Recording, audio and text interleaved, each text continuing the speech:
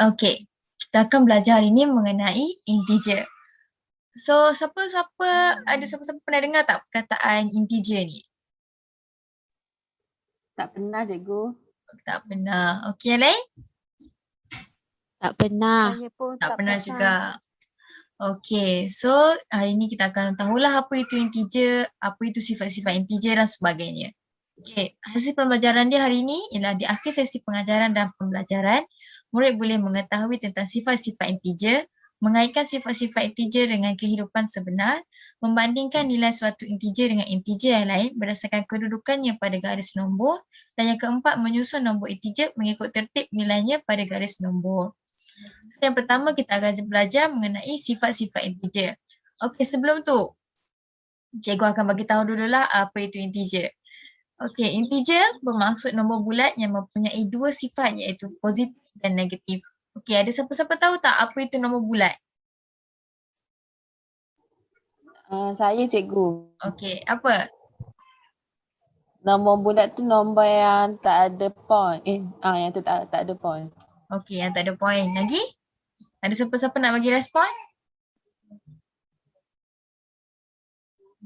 Okey, nampaknya tu je lah kot yang cikgu rasa daripada Afifah ya. Iaitu nombor yang tak ada poin. Okey, betul? Nombor yang tak ada perpuluhan dan nombor bulat juga ada nombor yang bukan dalam bentuk pecahan. Macam bukan 4/5, bukan 2.5. Okey, ini nombor yang macam 1, 2, 3, 4, 5. Okey, untuk nombor integer ni dia akan ada positif dan juga dia akan ada negatif.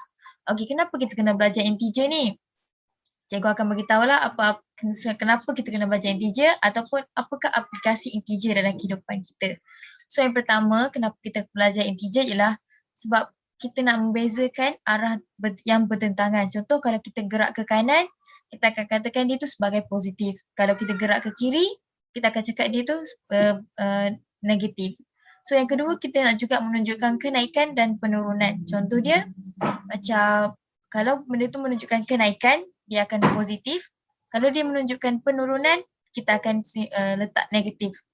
So yang ketiga ialah untuk menunjukkan nilai di atas dan di bawah paras sifar ataupun kosong. So untuk yang paras atas sifar, dia akan jadi positif. Dan untuk yang bawah daripada sifar, kita akan letak negatif nilai dia. Okey, ini adalah contoh-contoh nombor untuk negatif dan positif. So yang pertama ialah positif 1. Untuk kes positif, kita letak simbol, kita letak tanda tambah kat depan ataupun kita boleh je tak letak. Tapi kebiasaannya kita tak letaklah untuk untuk nilai positif ni. Dan ini yang nombor 6 ni adalah kita sebut sebagai negatif 6. Okey, kita letak simbol negatif, simbol tolak kat depan dia. So untuk next ni kita sebut sebagai positif 9 ataupun 9. Yang ini negatif 2, yang ini positif 8, yang ini kosong. Untuk integer kita tak ada sebut positif ataupun negatif. Tapi kosong ni adalah part of ataupun sebahagian daripada nombor integer. So ini kita sebut positif 54, yang ini kita sebut negatif 3. Okey, seterusnya inilah contoh-contoh ataupun aplikasi-aplikasi nombor positif dan negatif dalam kehidupan kita. So yang pertama, ini adalah menunjukkan data yang menunjukkan kenaikan, iaitu so kita letak positif kenaikan dia. Yang ini adalah untuk kes yang negatif, dia menunjukkan data ini mengalami penurunan, so dia adalah negatif. Yang ini juga adalah suhu. So kalau suhu tu di atas paras kosong seperti suhu badan kita, so kita akan letak positif 36. So untuk kes yang di bawah paras kosong, macam kalau kita duduk dekat kawasan sejuk, so dia akan jadi negatif 8.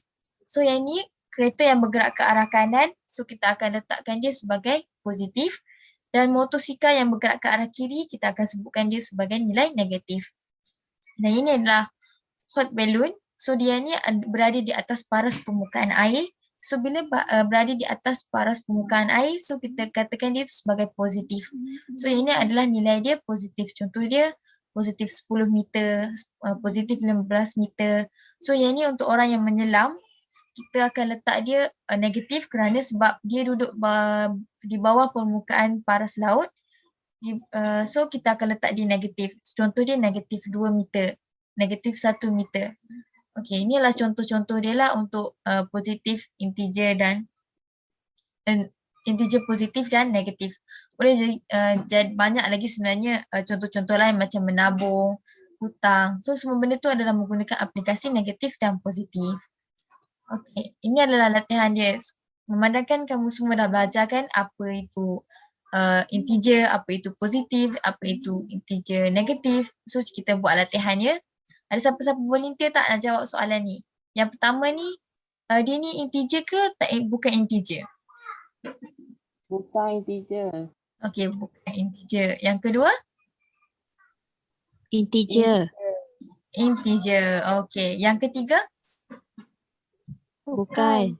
Bukan integer. Okey, yang ni negatif 12.3.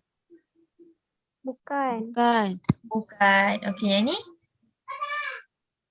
Bukan. Bukan juga. Untuk kosong ataupun sifar?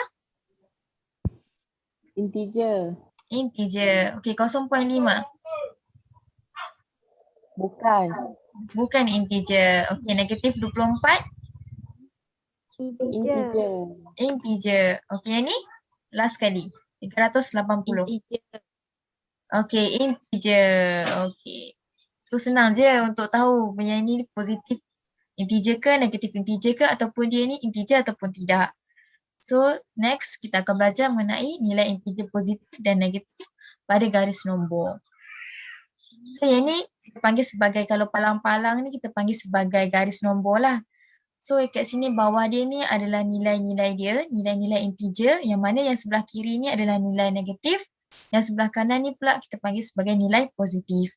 So untuk nilai negatif, kenapa kita panggil dia negatif adalah kerana integer ini lebih kecil daripada sifar. So sebelah ni kita nampak yang negatif 1 ni adalah dikurang 1 daripada sifar, yang ni kurang 2 daripada sifar, yang ni kurang 3 daripada sifar. So untuk yang ni juga semakin jauh nilai daripada sifar, semakin kecil nilai dia. Contoh kalau untuk negatif 1, dia kurang 1 je daripada sifar. Kalau yang ni negatif 5, dia kurang 5 daripada sifar. So yang ni lagi makin jauh kan nilai dia. So bila dia makin jauh, makin besar kekurangan dia tu, so nilai dia tu akan jadi lagi kecil. So kita akan tahu yang ini negatif 1 akan jadi lagi besar daripada negatif 5. Okay, untuk yang kawasan positif pula, kenapa kita panggil dia positif? Ialah integer yang lagi besar daripada sifar. So macam yang ni 1, 2, 3, 4, 5 ni nilai dia lagi besar daripada sifar. So yang ni 1 lagi besar sebanyak 1 lagi besar daripada sifar. Yang ni 2 dia punya nilai dia lagi besar daripada sifar. So yang ni dia terbalik dengan yang negatif, iaitu semakin jauh nilai daripada sifar semakin besar nilainya. So kalau macam yang ni 1 je, yang ni 5. So 5 ni akan lagi besar daripada 1. 5 ni akan lagi besar daripada 4. So benda ni akan berterusan sampailah banyak mana sekalipun. So yang ni pun sama, akan berterusan sampailah banyak mana.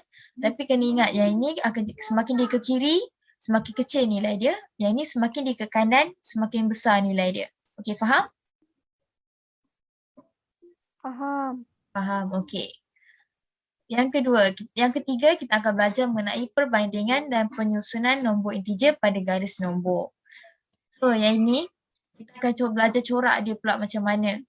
Saya cakap tadi kalau dia semakin ke kiri, semakin kecil nilai dia, dan yang ni kalau dia semakin ke kanan, nilai dia akan semakin besar. So yang ini, kalau untuk corak tertib menaik ni, kita akan baca daripada kiri ke kanan. So nilai dia yang daripada kecil akan semakin besar, semakin besar, semakin besar. Okey, untuk yang tertib menurun pula, dia kita baca daripada kanan ke kiri.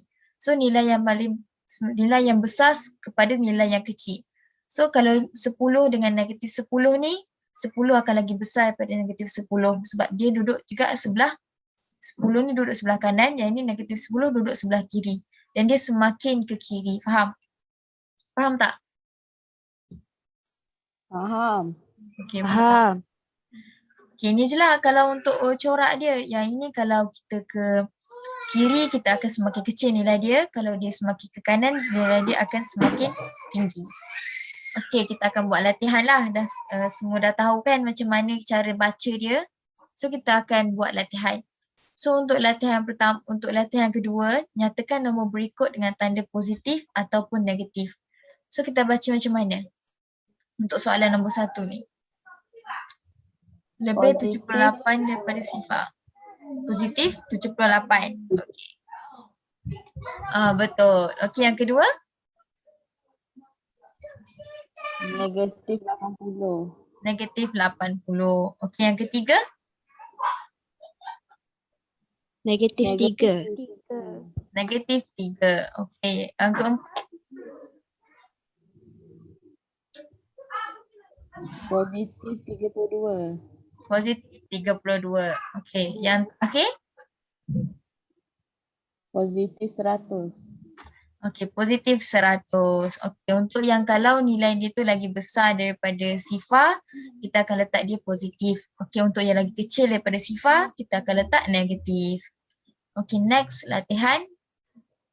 Iaitu latihan lengkapkan garis nombor dengan nombor berikut. Okey, kita akan letak sebelah kiri dulu. Okey, untuk sebelah kiri kita akan letak nombor apa? Negatif 30. Okey, negatif 30. Okey, untuk seterusnya? Negatif 20. Negatif 20. Okey, seterusnya? Negatif 10. Negatif 10. Okey, untuk yang lagi besar daripada Sifa, untuk kawasan kanan ni kita akan start dengan 10. 10. Okey, seterusnya? 20. 20. Okey, yang terakhir kita akan letak 30. 30. Okey. Untuk latihan yang ketiga pula, iaitu mengenai banding dan susun nombor berikut mengikut tertib menaik. So, kalau tertib menaik kita akan start daripada kiri ke kanan. Okey, untuk nombor yang pertama sekali, nombor yang paling kecil sekali kita akan letak nombor apa? Untuk daripada nombor-nombor ni. Negatif 10. Okey, kita akan letak negatif 10. Okey, seterusnya kita akan letak Negatif 4. okey, negatif 4. Okey, seterusnya Negatif 1. negatif 1. Okey, seterusnya kita akan letak 0. 0. Okey, next 3. 3. Okey, lepas tu 6. 6. Dan yang terakhir kita akan letak 9. 9. Okey, ni untuk tertib menaik so daripada negatif 10 sampailah ke 9. Okey, untuk yang ni banding dan susun nombor berikut mengikut tertib menurun. So kalau menurun kita akan start daripada kanan ke kiri dulu? Kanan. Kanan, okey. So kita akan start dengan kanan dulu, lepas tu barulah ke kiri. Dan nilai dia daripada nilai yang besar kepada nilai yang kecil. Okey, untuk nombor yang pertama kita letak nombor apa dulu? 10. Okey, kita akan letak 10. Okey, seterusnya 8. kita letak 8. Okey, sorry. Maafkan cikgu. Cikgu salah letak. Okey, kita akan letak 8 ataupun kat sini cikgu tulis berapa? Ada error ni, maaf So kita akan letak 8 supposedly. Okey, seterusnya 5. okey, kita akan letak 5. Okey, next kita akan letak 3. 3. Okey, seterusnya Negatif 1. okey, negatif 1. Okey. Nombor seterusnya Negatif 7. negatif 7. Okey, yang akhir kita akan letak Negatif 9. negatif 9. Okey. Okey, itu je untuk latihan kita pada hari ni. Senang ke susah? Senang. Senang kan? So memang senang je integer ni. So cikgu nak dengarlah rumusan daripada siapa-siapa je beritahu apa yang kita belajar hari ni dan apa yang kamu rasa kamu faham. Ada siapa-siapa volunteer tak? Saya cikgu. Okey, Afifah apa? Apa yang kita belajar hari ni? Hari ni kita belajar integer iaitu nombor bulat yang ada nilai positif dan negatif. Okey. Lepas tu? Itu je. Itu je. Okey, itu je. Okey, yang lain? Okey, nampaknya lain tu malu-malu Okey, so cikgu akan bagi tahu lah apa yang kita dah belajar hari ni. So apa yang kita dah belajar integer. Iaitu nombor yang macam Afifah cakap, nombor bulat yang ada positif dan negatif. Dan itulah sifat-sifat integer. Yang kedua kita dah belajar mengenai aplikasi integer dalam kehidupan. Contoh dia macam kereta yang bergerak ke kiri dan ke kanan, orang yang menyelam, itulah aplikasi-aplikasi integer dalam kehidupan kita. So yang ketiga kita juga belajar nilai integer pada garis nombor yang mana semakin ke kiri dia semakin kecil nilai dia dan semakin ke kanan dia adalah semakin besar nilai dia. Dan juga kita akan dah belajar perbandingan dan penyusunan integer pada garis nombor yang mana kita belajar secara menaik, secara menurun. Ini adalah kerja rumah ya untuk kamu semua iaitu muka surat 6 dan 7. So pastikan siap sebelum kita start kelas minggu depan Cikgu nak bincang and cikgu nak dengar jawapan daripada kamu semua. Boleh? Boleh cikgu. Boleh cikgu. Cikgu. Okey, boleh. So setakat itu je untuk kelas kita hari ini. Okey, terima kasih kelas. Assalamualaikum. Terima kasih cikgu. Terima kasih cikgu. Waalaikumsalam. Terima kasih cikgu. Stay safe. Waalaikumsalam.